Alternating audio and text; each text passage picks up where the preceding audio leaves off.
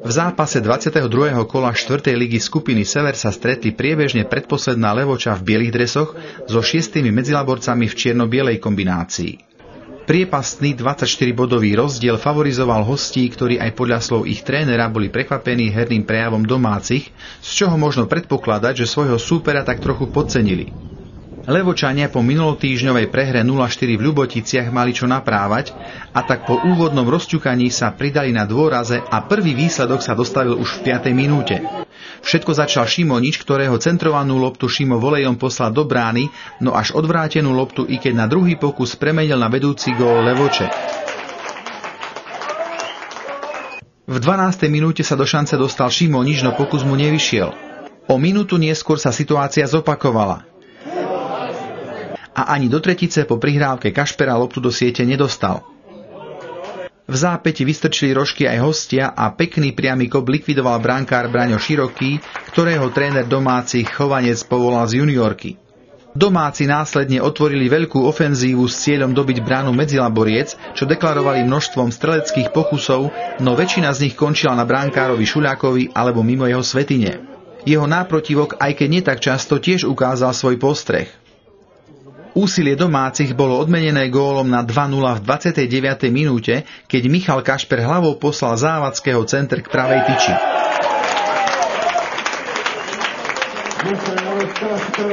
Po góle sa hra ukľudnila a boli to hostia, ktorí sa z letargie prebrali skôr. Ich hrajúci tréner Lukáčik v 36. minúte najskôr povyzvrtal domácu obranu, až kým ho nedovolene zastavil brankár Široký a v zápäti nariadený pokutový kop aj premenil na prvý gól Medzilaboriec. Dlho sa však netešil. O necelú minútu zaznamenal svoj druhý úspech v zápase opäť Kašper a znova po centri Závodského hlavou zabezpečil domácim vedenie 3-1. V závere polčasu ešte Šimonič z bezprostrednej blízkosti minul bránu súpera. Po prestávke sa hra vyrovnala. Domáci viedli a tak hostia museli pridať, ak chceli získať v Levoči aspoň bod. Do šancí sa striedavo dostávali obaja súperi. No chýbalo strelecké šťastie pri zakončení, tak ako v prípade domáceho Šimoniča či neskôr Závodského, ktorých pokusy zneškodnil Šuľák alebo minuli bránu. Aktívni boli aj hostia. V 58.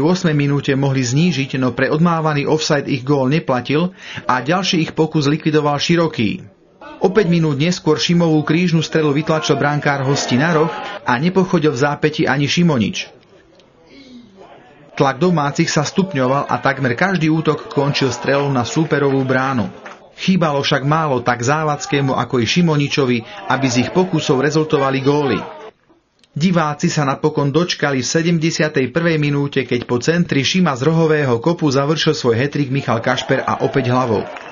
Stav 4-1 neveštil pre hostie nič dobré. Ich strelecké pokusy boli bezzubé, naviac nestačili na behavý domáci tím, ktorý ani za jasného vedenia neubral plyn a neustále ohrozoval bránu Medzilaboriec. V závere zápasu to bol ešte striedajúci Neuwirth a po ňom i Babej, ktorým stál v ceste za úspechom a zdá najlepší hráč hostí brankár Šuľák. Jeho zásluhou prehrali Medzilaborce v Levoči len o 3 góly. Chcem zablahoželať domácim k 3 bodom, k zaslúženým 3 bodom, pretože boli počas celého stretnutia lepším mužstvom. Herný prejav hráčov Levoče je veľmi dobrý, je zameraný na dynamike, na rýchlosti a na kombinácii. Chlapci po 3 zápasoch, kde sme teda neúspeli, v 2 vonku a 1 doma, kde sme nešťastne prehrali, 2-3 potvrdili dneska, že futbal vedia hrať. A myslím, že hru sme mali jednoznačne v moci a poďakovali sa divákom krásnymi, peknými ozaj gólmi. Vynikal 3-gólový strelec Kašper. Je to zaslúha celého mužstva a som spokojný. A 3 body sú doma, to je hlavné. Keďže Breznica v poslednom kole iba remizovala, Levoču od 14. priečky delí iba jediný bod a na 13. Kračunovce, s ktorými sa stretne už o týždeň, stráca 8 bodov. Najbližšie sa FK 05 predstaví domácemu publiku o 2 týždne, 6. mája v derby zápase so susedným Kežmarkom. Príďte sa pozrieť. Ďakujeme vám za pozornosť. Ďalšiu premiéru Levodského týždenníka si môžete pozrieť o týždeň 30. apríla. Dovtedy dovidenia.